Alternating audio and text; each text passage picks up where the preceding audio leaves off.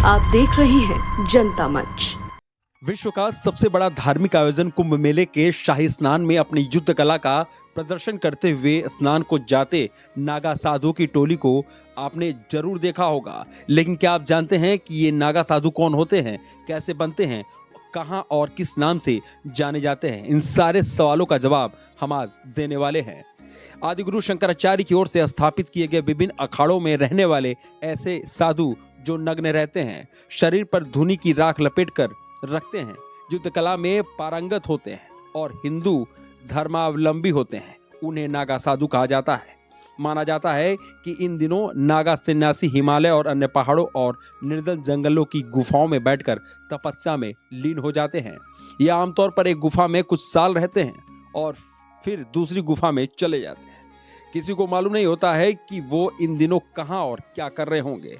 कई बार बहुत से नागा बाबा इन दिनों सन्यासी वस्त्र भी धारण कर गमन कर लगते हैं। वहीं कुछ निर्वस्त्र बाबा गुप्त स्थानों में जाकर तपस्या करने लगते हैं। इन दिनों वो जड़ी बूटी और कंदमूल के साथ जंगलों और पहाड़ों पर होने वाले खाने की चीजों से अपने पेट भरते हैं। वो घूमते भी रहते हैं, लेकिन इतने गुप्त तरीके से होता है कि किसी को पता भी नहीं चल पाता। बता दें कि नागा साधु जंगल के रास्तों से ही यात्रा करते हैं। आमतौर पर ये लोग देर रात में चलना शुरू करते हैं। यात्रा के दौरान ये लोग किसी गांव या शहर में नहीं जाते, बल्कि जंगल और वीरान रास्तों में डेरा डालते हैं। रात में यात्रा और दिन में जंगल में विश्राम करने के कारण ये किसी को नजर नहीं आते।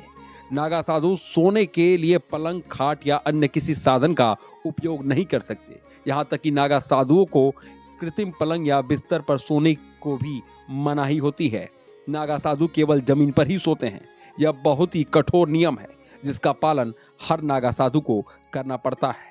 आमतौर पर यह नागा सन्यासी अपनी पहचान छुपा कर रखते हैं।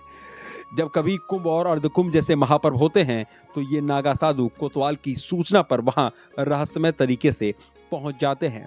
हालांकि ये किसी को नहीं मालूम कि उन्हें ये सूचना कैसे मिलती है कि कुंभ कहाँ हो रहा है और कब हो रहा है, लेकिन वो जहां कहीं भी होते हैं इस मौके पर जरूर मौजूदगी दर्ज कराते हैं।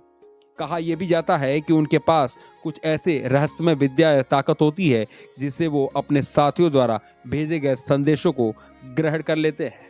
अखाड़ों के ज्यादातर नागा साधु हिमालय, काशी, गुजरात और उत्तराखंड में रहते हैं।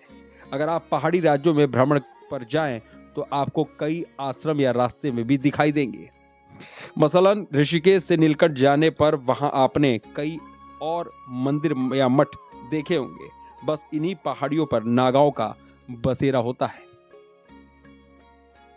अभी तक आपने हमारे चैनल को सब्सक्राइब नहीं किया है तो दिए गए स्क्रीन पर हमारे जनता मंच चैनल को सब्सक्राइब करें और बेल बटन दबाना बिल्कुल न भूलें।